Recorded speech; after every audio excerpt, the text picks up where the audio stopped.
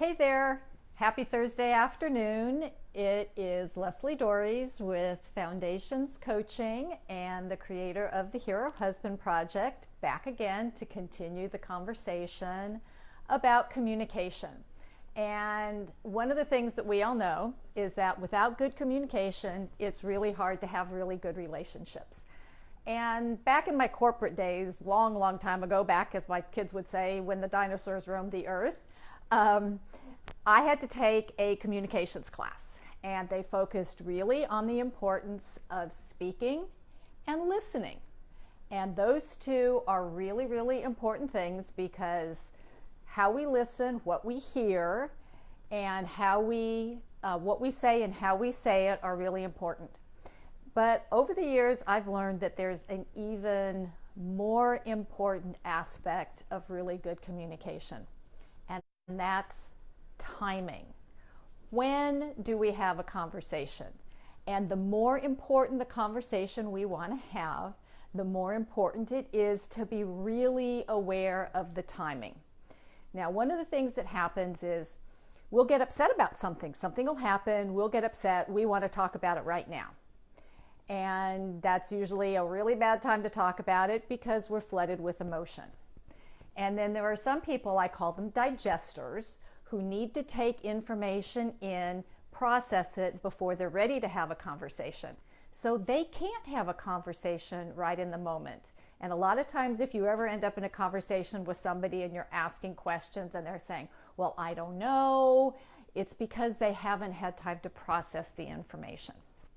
And then the other time we frequently will have conversations is we've been ruminating, we've been writing the script of the conversation in our head because it's a really important conversation, and then we spring it on our partners because we're ready to have it, and the conversation doesn't go well because, oh, they don't have the script. And the other part of it is that they weren't ready to talk about whatever the topic was. And there are a couple of things that people will do, and one of the rules that I absolutely hate is my fellow coaches, counselors, relationship experts who say, never go to bed angry. Well, I'm going to tell you, it's better to go to bed angry than to have a fight at 3 o'clock in the morning and say things that we regret saying because we're both tired and angry.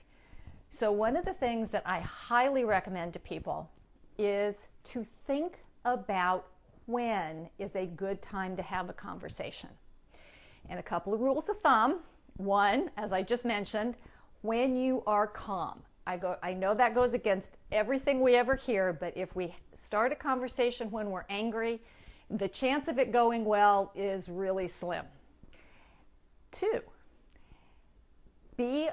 don't start an important conversation unless you both can give it your attention. My husband, well, I'm actually a baseball fan too, but we're a baseball household. So we're not going to be having a conversation during the 7th game of the World Series. Bad time to have it. Same goes for Super Bowl. Same goes for when your partner's heading out the door, heading out of town.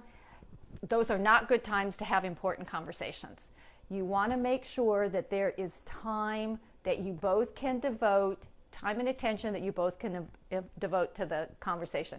Again, my rule of thumb, don't start an important conversation after 8 o'clock at night. That's not going to end well. It's important to say to your partner, hey, I'd really like to talk about what happened last Tuesday night. Is now a good time? And if your partner says, no, now's not a good time, then the next question is, when would be a good time? You don't want to necessarily drop the request, because those are the conversations that get put off and put off and put off until somebody gets really upset about it, and then we have the conversation when people are upset and it's going to be a fight. So I also recommend that you set aside time in your week for the time to have these conversations. So it could be Saturday morning over coffee, or it could be Sunday afternoon, while you're folding the laundry. Whatever it is, you want to have a set time so that you'll be able to have a chance to have these important conversations. And then here's the other thing, because I've never known, going back to my corporate days,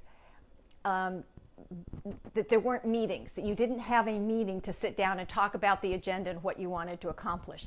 So you want to have the same thing in your house. Let your partner know what it is that you want to talk about. So if they're one of those people who's a digester or can't immediately respond, then it gives them time to think about it. And oh, by the way, take on one topic at a time. But that's a discussion for another day. But really what I want to get across is when you have a conversation really matters to how it's going to go. So I would love to hear any comments on that, maybe when that's worked for you or maybe when you've tried it and it hasn't worked. But anyway, share it with me. I'd love to hear it, and I would just love to thank you for your time. And join me next Thursday, 3 o'clock Eastern, for the next Facebook Live. Take care.